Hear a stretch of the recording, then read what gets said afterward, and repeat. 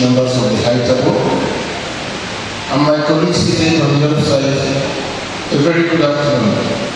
Let me start by apologizing for my late here. I had to leave Abuja very early this morning by road because I couldn't get a flight to get here.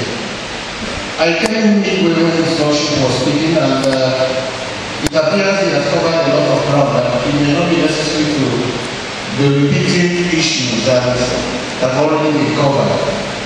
What I want to do is to look at, would I say, human rights and development situation in Igbo land, look at what I consider to be the theoretical perspectives in terms of what the laws and the philosophy and jurisprudence of laws and human rights talk about, and how this has reflected in the kind of development we have today, even from the national level down to the level.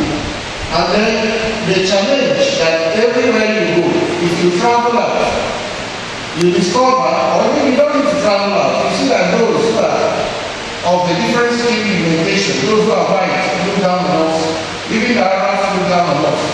You come to Nigeria, you see all the situations. You even come to your land and you see all the challenges going on. So you begin to ask yourself, what exactly is responsible? Is it that we are not mature enough to take work? Because I once went on the ground in New York, and when the Nigerian was doing selfies, I went to the Board of Human Rights and Fundamental Freedoms. And there are guarantees of it in the law books, in policies. But what actually happens in practice is different from what is stated in the law books.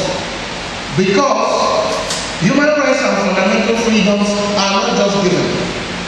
They are not given. They are not just stated in the law book so that you come and enjoy it. They are products of contestation. They are products of struggle. Somebody comes in here and says, who is here? All of us keep quiet. It's free to go away to say there's nobody sitting here. Because we simply say that we are not human. Only we are more.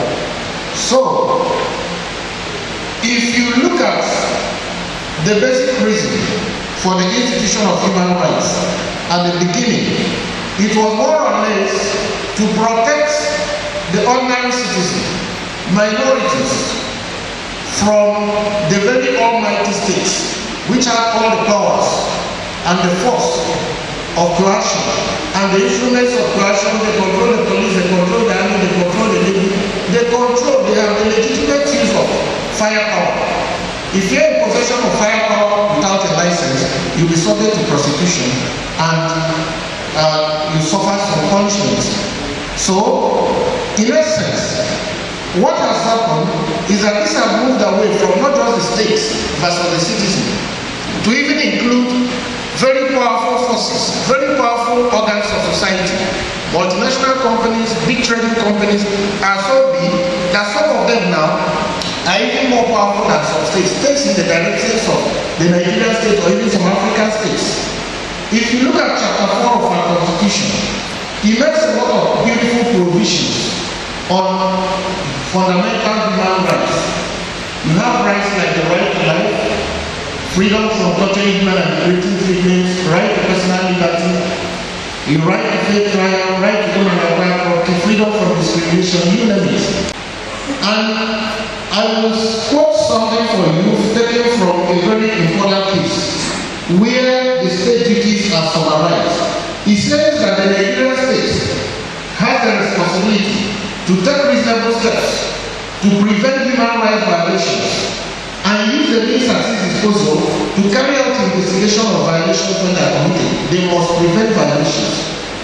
If perchance violations are committed after the taking steps to prevent violations, they have a duty to investigate the violation, to identify those responsible, to impose appropriate punishments, and to ensure the victims adequate compensation. Investigation, prosecution, and punishment, adequate compensation. And I dare add, guarantees of non-repetition. Because you simply can't violate my rights and continue maybe because you have money you want to pay. There must be a guarantee of non-repetition. That whatever was done mistakenly, or if it was done by somebody who did it without hearing, the state is saying we will not allow it to happen again. Now, moving from there, I want to make some basic assumptions and assertions as a guide to what I am presenting. First is that if you look at preambular paragraph 10 of the Universal Declaration of Human Rights, it reads, whereas it is essential, if man is not to be compelled to have recourse as a last resort to rebellion against tyranny and oppression, that human rights and fundamental freedom should be protected by law. Why am I very interested and excited about this provision? For me, it recognizes the fundamental right to rebel against tyranny. That no man or woman should sit on your head and allow you. That there is a fundamental right to rebel against tyranny. And that is the reason why human rights and fundamental freedom should be protected by law. That if it is not protected by law, a human being has that opportunity as a last resort to rebel against such iniquitous relationship. The second is that human rights do not exist in a vacuum. It exists side by side and development. Human rights and development are two sides of the same coin. It's just like a coin. First side is human rights.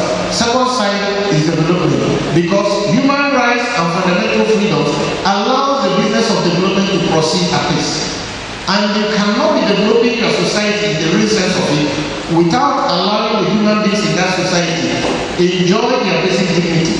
Enjoy those basic things God has put in them to make them humans. So, going back to our law, you see that at some point in our law, the laws of the Federation 1990, if you open it, the first law you will see used to be the Abandoned Properties Act. That was the first law in the laws of the Federation 1990. They've removed it now because it's expired by the function of time. They don't want the money to do with it. Now, whoever, maybe you are from the moon, you open the laws of the country, you don't know Nigeria, and the first thing you see is called Abandoned Properties Act. And you ask yourself, I don't know the history of Nigeria. Who are these Nigerians that abandon their property, and under what circumstances did they abandon their property? By the time it is explained to you, you will simply see injustice.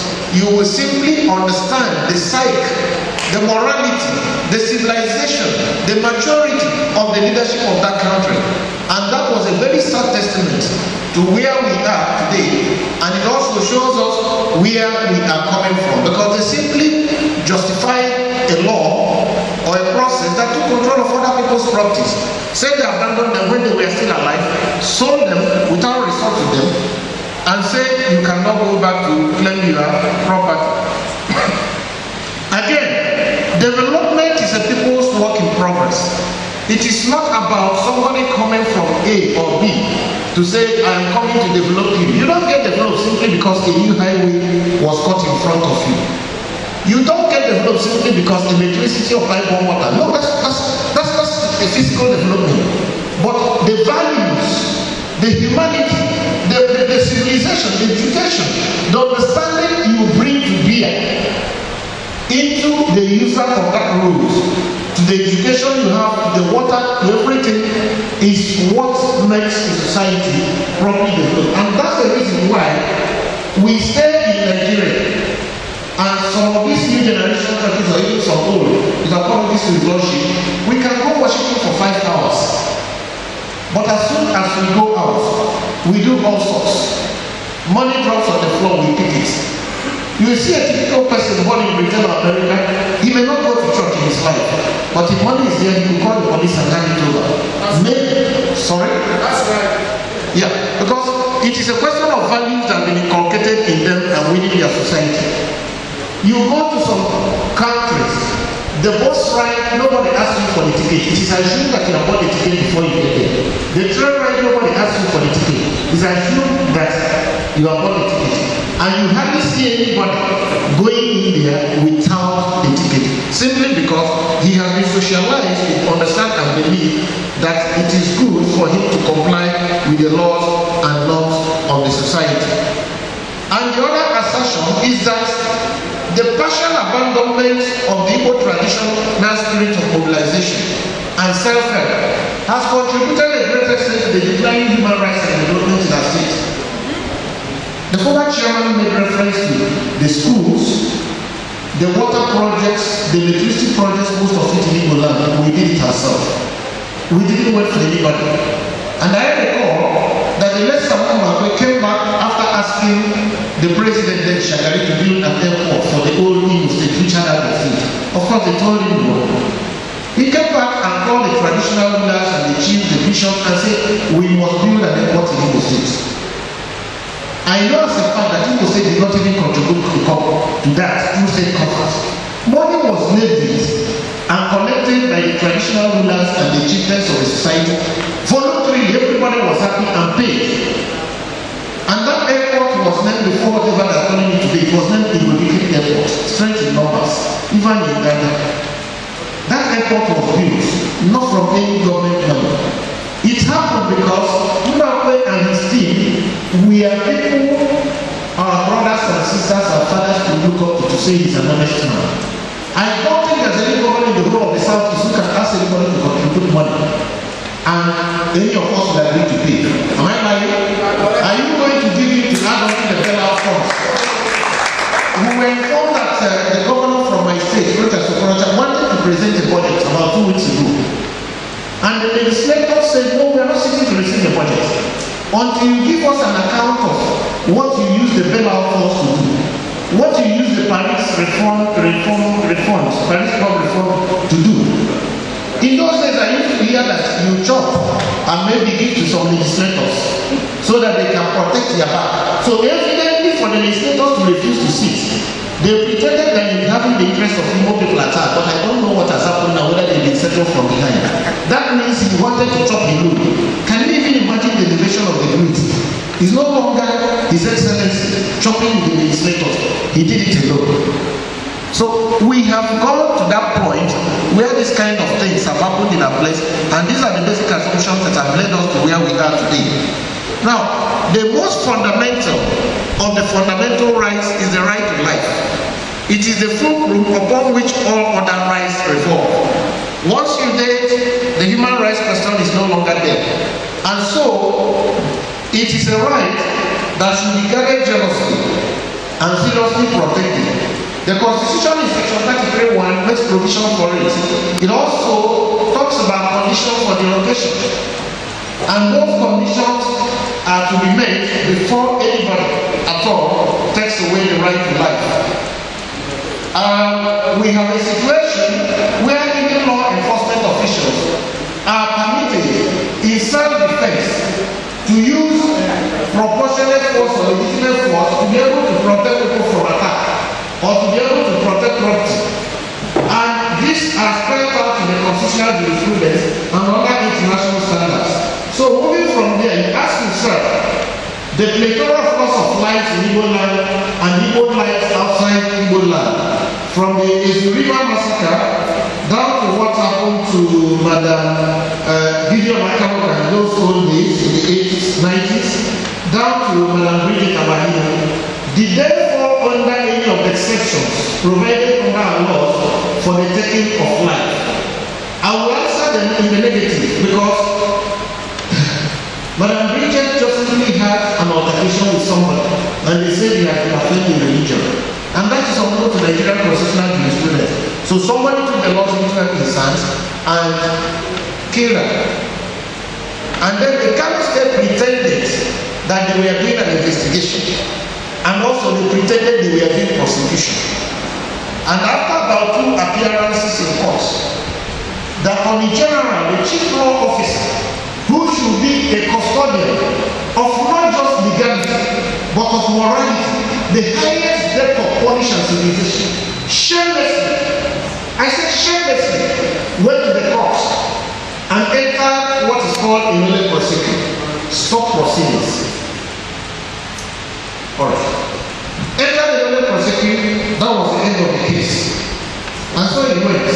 The other things have been mentioned, but like I said, none of these issues fell under the exceptions. Now let us quickly look at the issue of state creation and access to resources.